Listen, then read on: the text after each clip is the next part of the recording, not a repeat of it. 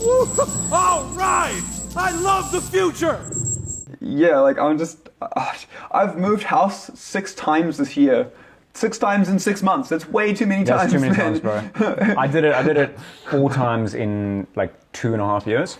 And it was also like, that was too much. I don't know what you've been doing. Oh my God. Crazy. Just, You settled now though, right? You're in, were you Katikati? No, we've moved to Bethel's now. Oh, that was last week, wasn't it? Yeah, right. So that's why I'm finding it hard to like, get through with all my commitments. After this, I've got to go straight to band practice. And then I've got to go home and do my course. Because I'm studying a business course because, as I say, I run the Fungus Federation, and I'm not actually that skilled as a businessman. I can grow shit pretty good, but I'm not very good at growing a business. So I'm studying that course, and then tomorrow I've got 2 gigs. That's awesome, by the way. 2 gigs in one day. Really, tomorrow? Where are you playing? I'm playing at Love Bucket from 7 till 8, and then I'm playing at the Portland Public House from 10:30 until 12. Wow. Yeah, and I've had like 3 practices with the band. Because we're all so busy and like my life's just such chaos. So D, I really want to come and teach you guitar. You're usually available on Wednesdays, Thursdays, and Fridays. And I'm usually available on like Mondays and Thursdays. Never, right. But I've been really busy. Oh but super man, keen. I was toying like last year. I was toying with a 10-day week. Yeah. So like I create my own 10-day calendar because I just felt like 7 days as a cycle was just too compressed. It's too compressed. Because it's like before I know it, it's Monday again. And Monday shit's got to happen on a Monday, Because as I say, I'm self-unemployed. Fun-employed. I'm fun-employed. I'm trying to start.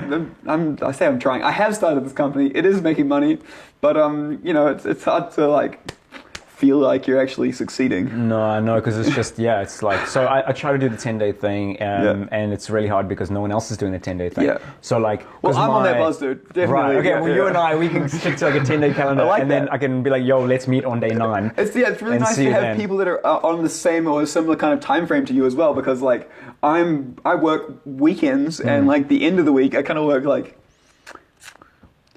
Tuesday, Wednesday, Thursday, Friday, Saturday, Sunday, or I sleep Sunday, and then like Monday is my weekend.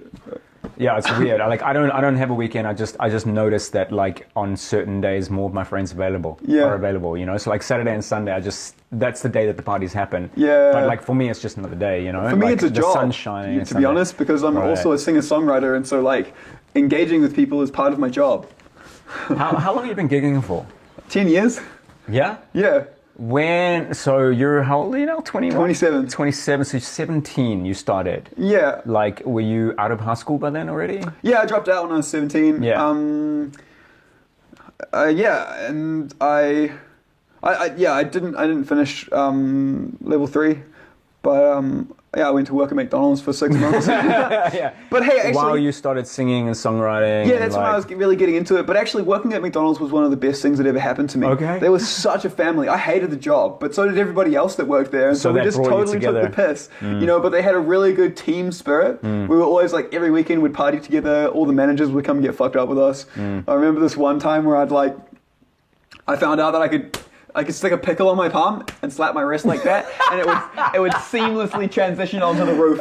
On the roof? Yeah, just like stick straight to the roof. So gross, and so like I could like fire them around the place. And so every time the manager walked past, I'd like fire a pickle and stick it on his back. And so like sticky pickles. Yeah, eventually I had like 10 or 15 pickles stuck to his back. So every time he turned around, the customers would piss themselves laughing. And eventually he caught on to it, but he didn't tell me off. He just cracked up. Oh, that is hilarious. But frankly, working at McDonald's got me all of the subsequent jobs that I've had, and I've only had maybe like 3 jobs in my life. Okay. And I've only worked at them for like at most a year. So I worked for this light store, and then I worked for so I worked for a lamp store, and then I worked for a light bulb company called the Light Bulb Man. I see that transition. I learned way more about light bulbs than I ever wanted to know. Did you learn about the light bulb conspiracy? No, I didn't. You know about that? No, I don't.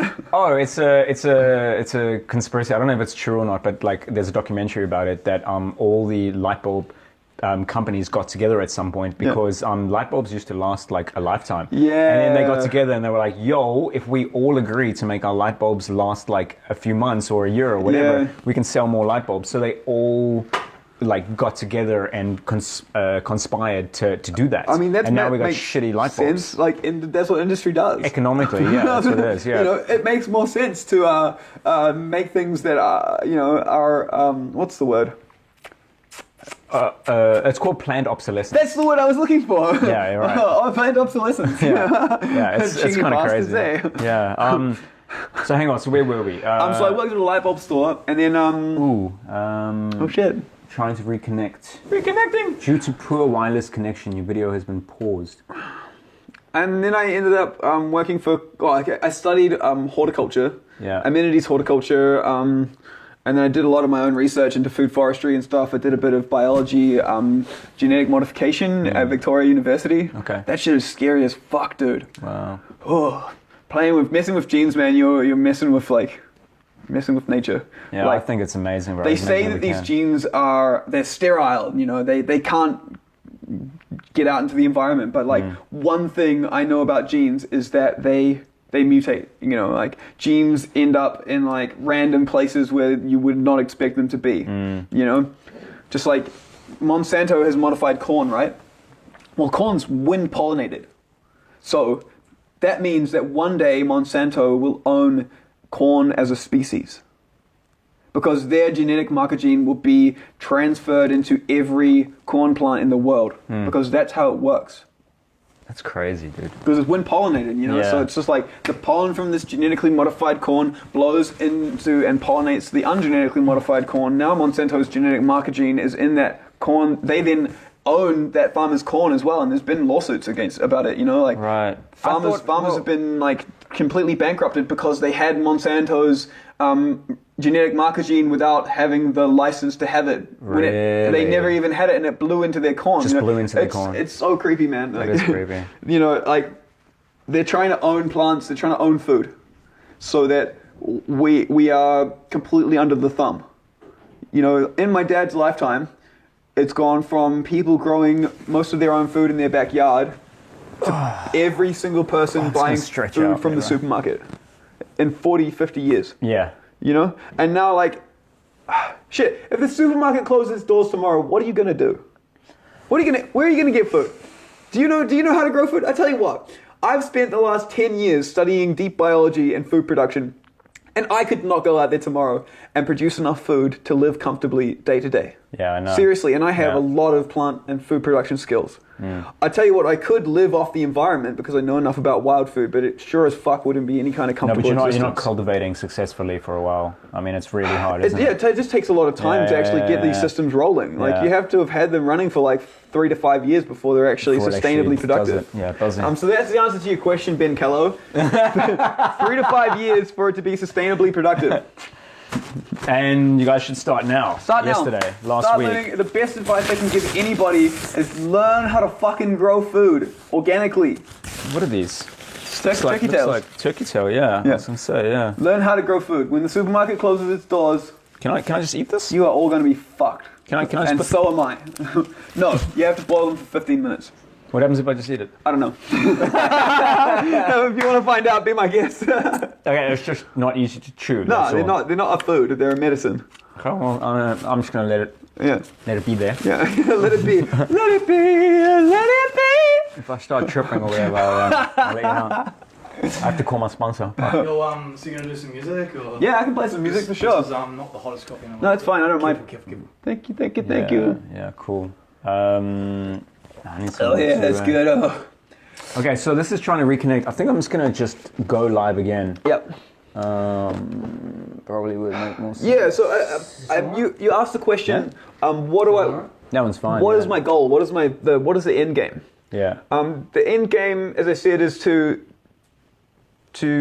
I really want to engage the government and call them out on this fucking bovine agriculture bullshit that's destroying our land. Yeah. You know, I want to create a large-scale, reputable company that can approach the government and basically say,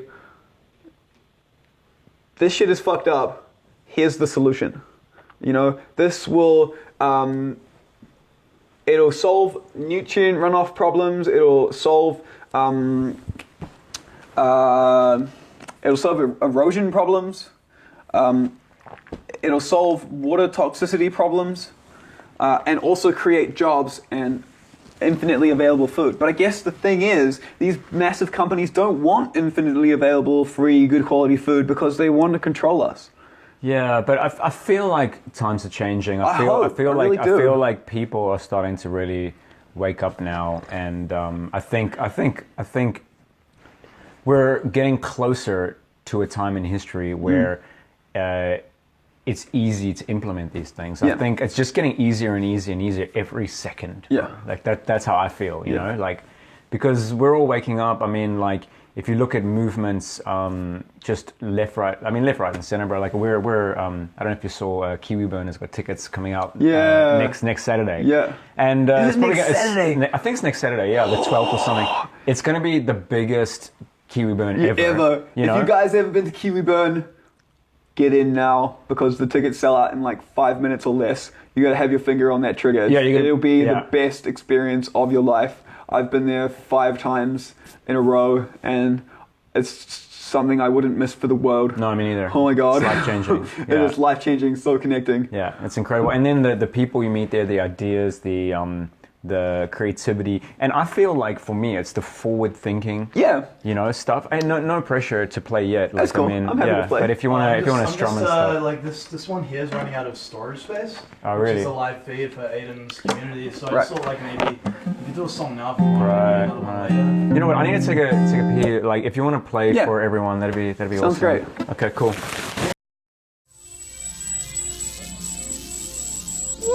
All right! I love the future!